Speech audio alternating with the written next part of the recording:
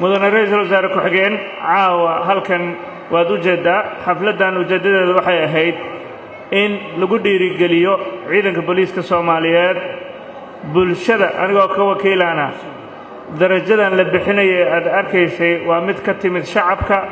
saraakiishan la siiyey darajadana waa kuwii shacabka u gartay si wanaagsan ula dhaqmay soo dhaweeyay garab u ahaa isla markaana caasimadda Muqdisho si adag oo howlkarnimo ku jirto uga howlgalay habeen iyo maalin runtii waxaa sharaf mudan ra'iisul wasaare ku-xigeen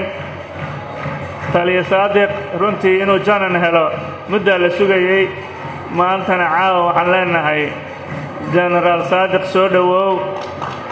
ku soo dhawow ciidankaagii ciidanka booliisku waa hay'adda runtii aan oran karo waa hay'addii bulshada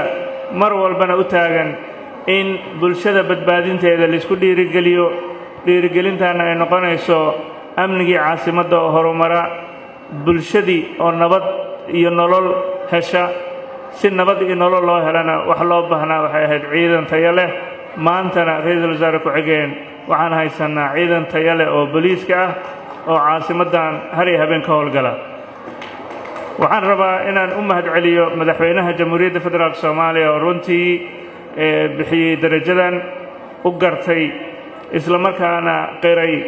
sida ay ciidanka booliiska Soomaaliyeed u yihiin ciidan heegana u taagan har iyo habeenna bulshada badbaadinaya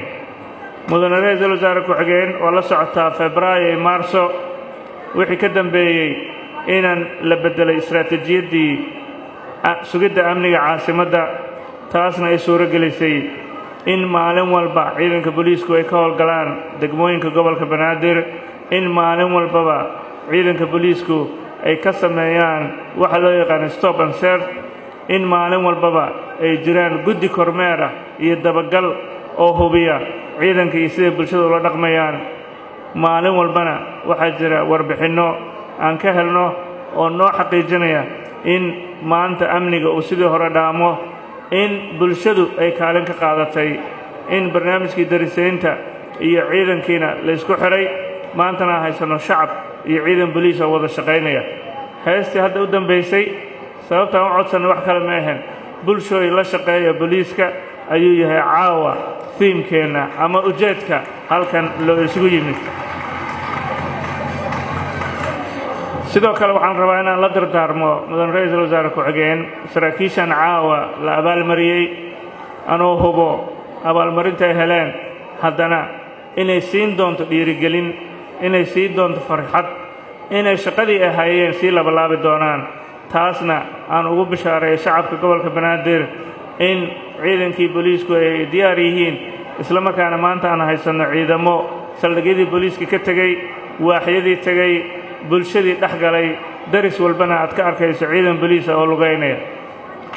taasna waxay ku timid waxay ahayd istiraatiijiyaddii runtii oo dib u eegista lagu sameeyey oo aan maanta ku faani karno ku farxi karno sidaas daraaddeed waxaan rabaa ra'iisul wasaare hortaada inaan ka ammaano taliyaha ciidanka booliiska Soomaaliyeed oo muujiyey hoggaamin isla markaana dareemay bulshada iyo maamulka gobolka iyo booliisku inay wada shaqeeyaan inay muhiim tahay halkaasna ka dhashay wada shaqayn xooggan oo maalinta ka dambaysa aan bulshada u sii dhowaanayno u tagayno weliba haddana la sameeyey 991 loogu talagalay in dadku ay soo cabtaan soo gudbiyaan maalin walbana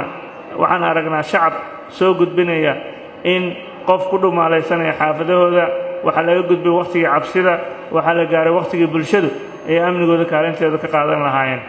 intaas waxaa dheer isbuucyadan waxaan wadnay ololaha la dagaalanka burcadda ama maleeshiyaadka hubaysan ee bulshada Soomaaliyeed dhibay runtii taas waa nasiib darro 2019 magaaladii Muqdisho dad hubaysan oo bulshada inay dhibaan u joogaan runtii waxaan leenahay iyagana ha ka waantoobaano ololaha socdana wuxuu noqon doonaa ololo booliisku waa ka go'an tahay in guryahooda loogu tegi doono la soo qaban doono isla markaana maxkamadda ciidamada qalabka sida la horgeyn doono